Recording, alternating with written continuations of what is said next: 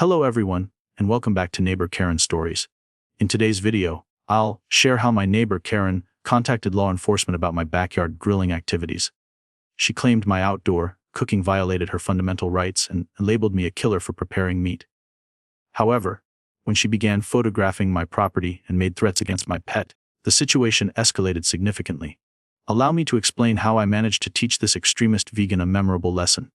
Today's featured story begins this way. We've all encountered that individual who craves being the focal point of attention, particularly when they've recently adopted a new way of living.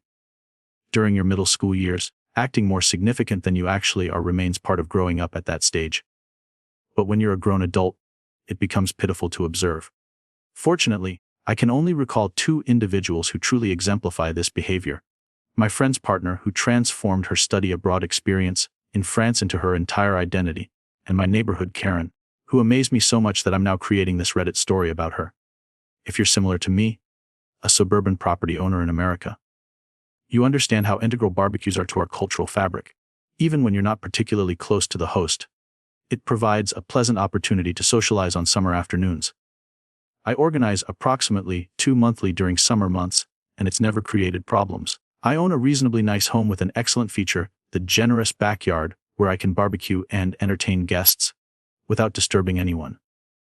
My invitees are pleasant people, we maintain a relaxed atmosphere, and everything concludes before nightfall. This sounds like harmless entertainment, correct? Well, let me present Karen, a neighbor who relocated here roughly 12 months ago and ranks among the most self-absorbed individuals I've encountered. Immediately after moving in, she essentially began posting daily on our neighborhood's Facebook group. I'm not particularly active there, but my spouse is, so I received regular updates. It would be acceptable if she were simply the eccentric middle-aged woman who enjoys making everything about herself. But this situation was far worse. She would actively seek ways to interfere with our affairs, especially during her first complete summer here. I discovered quickly that she followed a vegan lifestyle. Before I continue, I want to clarify that I have absolutely no issues with that choice independently. People should have the freedom to consume whatever they prefer. However, nobody has the authority to dictate to others what's morally right or wrong to eat and expect compliance. Well, let me inform you that Karen represented one of those animal rights activists, amplified to maximum intensity across every aspect. We continuously received strange stares from her whenever we welcomed visitors. She resided across the street and would simply stand there with crossed arms, shaking her head disapprovingly as we greeted people and directed them to our backyard. Watching her was actually amusing. She must have stood there for a full hour straight. I didn't bother approaching her, and eventually she approached me after our gathering ended and my wife and I began cleaning up. Karen arrived at our entrance and handed me a brochure.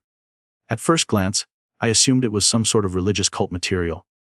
It contained disturbing images of goat heads and demonic-looking figures, but the text beneath explained it was a warning for animal killers, or perhaps promotional material for HOA communities, but that's just my speculation. Anyway, I attempted to inquire about what was happening, but all she told me was that I needed to correct my lifestyle before she took action. That evening, examining this bizarre pamphlet with a woman I'd never formally met felt extremely unsettling. It resembled one of those partially coherent nightmares we experience during stressful periods. I went inside and informed my wife, who felt equally disturbed. I genuinely wish I had preserved that pamphlet for the humor I'd find now. But at the time, it seemed like keeping it would bring misfortune to my family. And yes, I reviewed it entirely. It contained 100 different methods of stating that veganism was the only ethical diet, and everyone else deserved trial for murder. I absolutely refused to keep anything in my home expressing such sentiments, particularly with frequent guests visiting.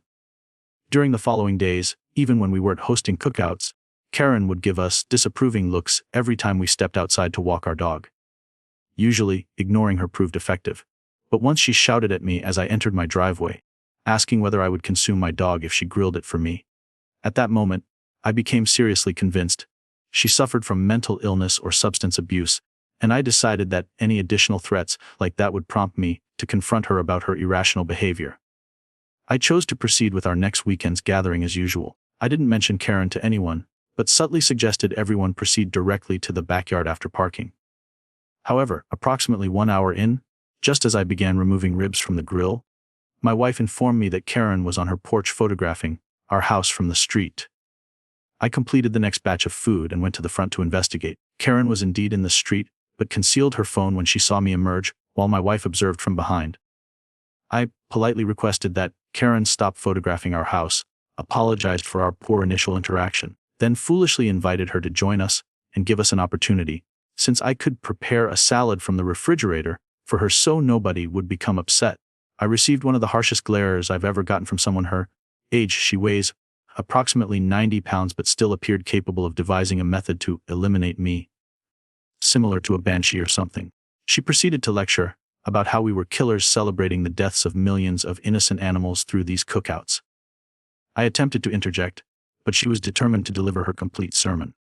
After several minutes of being criticized, I kindly explained that this was simply our lifestyle, and that we respected her choice to be vegan, but that didn't authorize her to make such statements to us when we had done nothing to her. Some of her comments, particularly about my dog, could be interpreted as genuine threats. I truly didn't want to test her seriousness nor involve law enforcement. Well, apparently Karen did want police involvement. During our subsequent gathering, we heard knocking at our door. 2 officers stood there looking very serious. As someone with a mild fear of police, having them suddenly questioning us about activities in our own backyard was terrifying. We asked what was happening, and apparently Karen had contacted them, claiming we were harassing her and tormenting her by violating her human rights and supporting murder. So yes, she argued we were infringing on her human rights. It was ridiculously absurd to explain everything to 2 people who apparently thought we were cannibals or something. I tried remaining as composed as possible, and even showed them the grill where we were cooking. They agreed nothing was wrong but still returned to Karen for additional information. Of course, that led nowhere. They apologized for the incident and warned Karen against misusing their services on people who had committed no wrongdoing. Karen and I simply stared at each other after they departed. I began shouting at her about her insanity, and how disturbed it was to accuse us of such things. She just looked at me smugly and stated, "It was your own doing." Damn, it was incredibly difficult not to want to strike her. It was such a petty display, and she obviously cared more about deceased farm animals than her neighbors. She made one additional attempt to contact police. This wasn't even on a day when we were cooking meat or going outside. She went out of her way to contact police and have them called on us. Well, this time it was much more serious. The accusation was that I was a murderer, and she could no longer conceal the secret from law enforcement. Fortunately, the same officers who had visited us previously arrived, and they already understood what they were encountering. I was able to explain once again that this was an insane attempt from an obnoxious vegan to stop our lifestyle, and this time Karen was genuinely risking arrest. She approached the porch where we were all conversing and stated that real police would recognize that my actions constituted murder. It was embarrassing from every perspective, and once again she received only a warning. I wasn't going to argue with an officer, but I certainly wanted to. Around this time, I decided she needed to be confronted for her actions. There were several online platforms the neighborhood used, and I knew making just one post about her would calm me down slightly. But wouldn't you know it, Karen beat me to it. On her profile was a series of public posts about how I was a known murderer who needed to be stopped. She also fabricated nonsense about me bribing the officers she had called on me, and that she needed the neighborhood's advice. Fortunately, nobody provided any. I assumed this wasn't her first time creating crazy stories like this, and examining her posts from recent years confirmed there were numerous other people she was using for her propaganda. I posted a list of Karen's actions since she began interacting with us, and stated I wasn't afraid to involve law enforcement, if necessary. She had received plenty of opportunities, and I was finished being lenient with her. Before long, I received several likes from my friends and party guests. She got harsh comments from them, harsher than mine, and I decided she would understand that there would be more of this if she tried bothering us again. Well, if there's anything to know about Karens, they won't stop until they actually face consequences.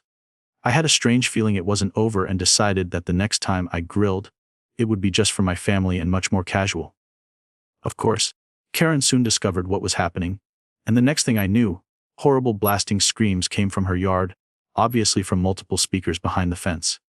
So I got my family inside, and everyone was naturally panicking and confused.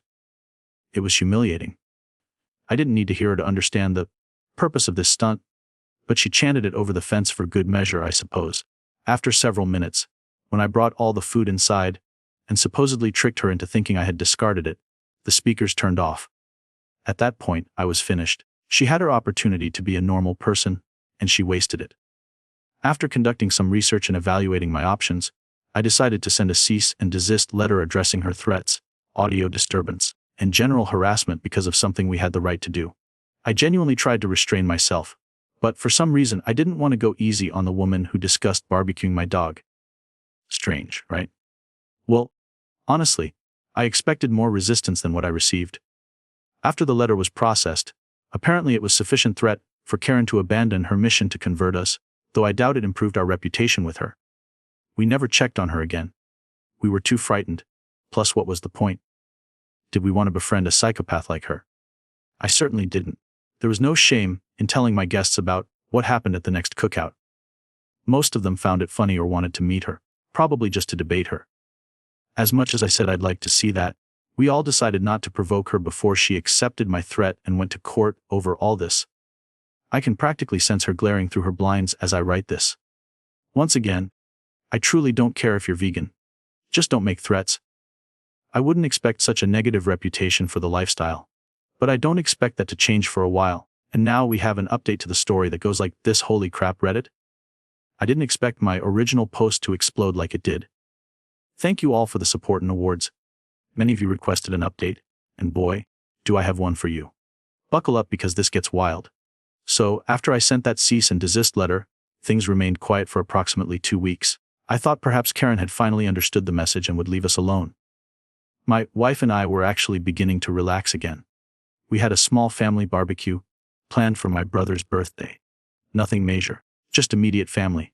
And that's when Karen decided to escalate things to an entirely new level of insanity. The day of the barbecue, I was out back preparing the grill around 3:00 p.m. when I heard loud banging on my front door. I walked around to see what was happening, and there was Karen with what appeared to be an entire film crew. It turns out she had contacted some local vegan activist group and convinced them that I was some sort of serial animal killer who needed exposure. There were about 8 people with cameras, signs, and a megaphone. Karen was leading the charge, screaming about how I was a neighborhood terrorist and demanding I come outside to face my crimes. The signs displayed pictures of slaughtered animals with my address written on them. It was absolutely insane. I called police immediately, but Karen's group had apparently prepared for this. They remained on the public sidewalk and claimed they were exercising their right to peaceful protest. The officers who arrived were the same ones from before, and they appeared as fed up with Karen as I was. Sir, technically they're not violating any laws as long as they stay on public property, Officer Boyer told me, but we will monitor them. The protest continued for 3 hours. My brother's birthday party was completely ruined. My 8-year-old niece was crying because of all the screaming and graphic images on the signs. My elderly parents had to leave early because the stress was too much for them. But here's where Karen really made a mistake. Around 6:00 p.m., when most of the protesters had left, and it was just Karen and 2 other people, she decided that staying on the sidewalk wasn't sufficient. I was inside, cleaning up when my wife rushed in and said that Karen had jumped our fence and was in our backyard. I looked out the window, and there she was, dumping some kind of red liquid all over my grill while recording herself on her phone. She was screaming about cleansing the murder weapon, and how she was performing a citizen's arrest on my barbecue equipment. That's when I knew I had her. I called 911 again. But this time I also started recording everything from my window. Karen saw me and actually started posing for my camera like she was proud of what she was doing. She pulled out what looked like a crowbar and started attacking my grill, trying to destroy it completely. The police arrived, just as she was attempting to drag my expensive grill towards the fence. Officer Boyer took one look at the scene and immediately placed Karen under arrest for criminal trespass, destruction of property, and harassment. "Ma'am, you've crossed the line from protesting to criminal behavior," he told her as he applied the handcuffs. Karen started screaming that she was the victim, that I had forced her to take action by continuing to torture animals in front of her. She demanded to speak to his supervisor and claimed the police were all corrupt and being paid off by Big Meat. The whole thing was caught on security cameras, her phone, and the phones of the 2 protesters who were still there. There was no way she could deny what she had done. But wait, it gets better. 3 days later, I got a call from Detective Wasco. Apparently, when they searched Karen's phone after her arrest, they found some seriously disturbing stuff. She had been stalking not just me, but several other neighbors who she deemed animal murderers. She had detailed plans about how to neutralize people who ate meat, including maps of our houses, our daily schedules, and even information about our pets. The detective said some of the stuff was so concerning that they had to involve the FBI's domestic terrorism unit. They also found out that Karen had been using fake identities online to organize harassment campaigns against meat eaters in other neighborhoods before she moved to ours. This was not her first time pulling this kind of stunt. The red liquid she poured on my grill, it was actually fake blood mixed with some kind of acid that could have seriously damaged not just my equipment but potentially hurt someone if they touched it. She had planned the whole thing to cause maximum damage. Karen was charged with criminal trespass, destruction of property, harassment, stalking, making terroristic threats, and something called criminal conspiracy related to her online activities. Her bail was set at $50,000, which apparently her family refused to pay. The trial was last month, and it was a complete disaster for Karen. My lawyer said it was one of the most open and shut cases he had ever seen. The prosecution played the security camera footage, her own phone recordings, and read excerpts from her online posts and the plans they found on her devices. Karen represented herself. Her lawyer had dropped her when she kept insisting that animals have more rights than humans, and that she was fighting a holy war. She used her time on the stand to go on long rants about veganism, and kept referring to me as a mass murderer. Even though the judge warned her multiple times to stick to the facts, the jury took less than an hour to find her guilty on all counts. Karen was sentenced to 18 months in prison, 3 years of probation after release, and ordered to pay $8,500 in restitution for my damaged grill and the emotional distress caused to my family. She has also been issued a permanent restraining order that prevents her from coming within 500 feet of my house or contacting me in any way. The judge was particularly harsh in his sentencing. He said Karen's behavior represented an escalating pattern of extremist harassment that posed a genuine threat to public safety, and that personal dietary choices don't give anyone the right to terrorize their neighbors. During the sentencing, Karen had a complete meltdown. She started screaming about how the justice system was speciesist and how she was being persecuted for standing up for the voiceless. Security had to physically remove her from the courtroom. The house across the street has been empty since her arrest. I heard through the neighborhood grapevine that she had been renting it and got evicted when she couldn't make bail. Her landlord found the walls covered with photos of me and my family, along with detailed maps of our property and daily routines. Super creepy stuff. The best part though. The vegan activist group that helped her with the protest completely disavowed her after her arrest. They put out a statement saying that Karen's actions don't represent the values of peaceful animal rights advocacy, and that they had been deceived about the true nature of the situation. And well, it's been quiet in the neighborhood since then. We've had several barbecues without any issues, and honestly, they taste even better knowing that Karen is behind bars where she belongs. My niece, who was so traumatized by the protest, actually asked if we could have a celebration barbecue when we told her the bad lady couldn't bother us anymore. Well, we did, and it was one of the best cookouts we've ever had. And yeah, guys, I can only say one thing: this Karen found out what consequences mean. Props to OP for handling the situation like this. And the next one is an absolutely crazy neighbor story that is titled, "Neighbors Seized My Daughter Because of Suspected Attempt to Drink and Drive."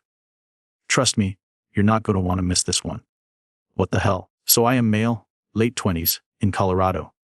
I quit drinking soda and energy drinks a few months ago. I have not consumed alcohol in years, and I replaced that habit with drinking Martinelli sparkling apple juice.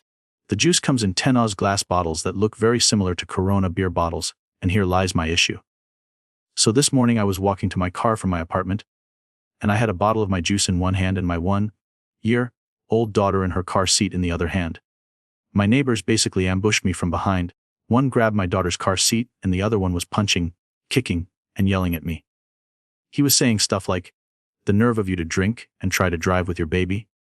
As a result, my juice bottle shattered in the parking lot, cutting my hand, and my cell phone screen is destroyed, and I think my nose is fractured. Most importantly though, the neighbor who took my baby went inside his apartment with her. And it took 10 minutes of me explaining through the screen door that I was not about to drink and drive, but that I was drinking apple juice. But this all just happened. I'm calling the cops. Any suggestions? By the way, I didn't get any apologies or anything from the neighbors. They said they were doing their duty to protect the community. And yeah, guys, if you would have been In this crazy situation, what would you have done? I probably would have instantly called the cops on the neighbors, because that was almost like a kidnapping, if you ask me. One person in the comments said, assuming they get charged with assault and kidnapping, you're the victim of a violent crime, and should be able to get help from the local victims advocate in covering your medical bills and the replacement screen for the phone. If that doesn't pan out, you can pursue this in small claims court. Document every dime you spend throughout this episode. From medical bills to phone repairs to any transportation needs, parking costs at the hospital, medical supplies purchased, bandages, etc. That should all be reimbursable. Cannot wait to hear how this pans out. Best of luck to you. Comment number 2. I think calling the cops and involving them is a very important first step. Once that is done, if you have more questions, come back. I would have called 911 while they had your daughter though. That could have gone real bad real fast. Comment number 3. I'm so sorry this happened to you. Hopefully police have looked at your daughter. And most importantly, have you taken her to the ER to get looked at? Go to the ER to have the doctor and nurses record your injuries as well. Update number 1, the police showed up. As soon as they pulled up, more than half a dozen neighbors came out and are giving witness reports now. Update number 2, both men were arrested, and I'll be making my way down to the police station in a few minutes. I'll be talking to detectives. The police assured me off the record that both will be serving time because felonies were committed. Final update to the story. So thanks to everyone who supported me. Here's how it ended.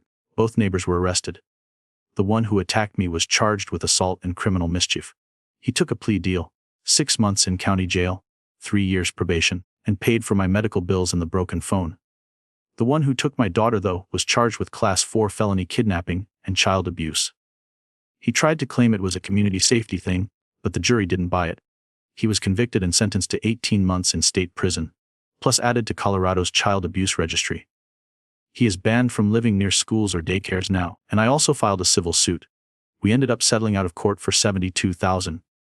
That covered all my expenses, therapy, and pain and suffering. They were both evicted from the complex as well. My daughter is doing fine, and thankfully she's too young to remember it. I moved us to a new place, and we're doing a lot better. Just want to say, don't let anyone make you feel crazy for defending yourself and your child. What they did was not concerned neighbor behavior. It was violent and reckless. I'm glad justice was served. Thanks again, Reddit. And before we end the video, we will read one last story from Art Petty Revenge. It is titled, My Boss Kept Scheduling Meetings During My Lunch, so I started eating lunch in every meeting. So I used to take my lunch break at the same time every day. 1. I don't eat breakfast, just coffee and lots of water, so my lunch is essential, and I cannot just skip it. My calendar was blocked, but my boss, a newly promoted power-tripping person, started scheduling meetings right in the middle of it. The first couple times I let it slide, figured maybe it was urgent, but then it became a pattern. I pushed back and reminded him that it was during my break. And he said, well, we all have to make sacrifices sometimes. Cool, got it. The next meeting, I showed up with a full plate of spaghetti and meatballs, had my camera on and mic unmuted, slurping and chewing, occasionally gave thumbs up while mid-bite. A few days later it repeated, so I brought sticky wings. Last week on Thursday it happened again, and glad I still had my pizza. He finally asked, do you have to eat during the meeting? I smiled and said, we all have to make sacrifices sometimes. It is Friday today. We didn't have any meetings during my lunch hours this week. And yeah guys, please like the video if you want to support me, and I will see you again.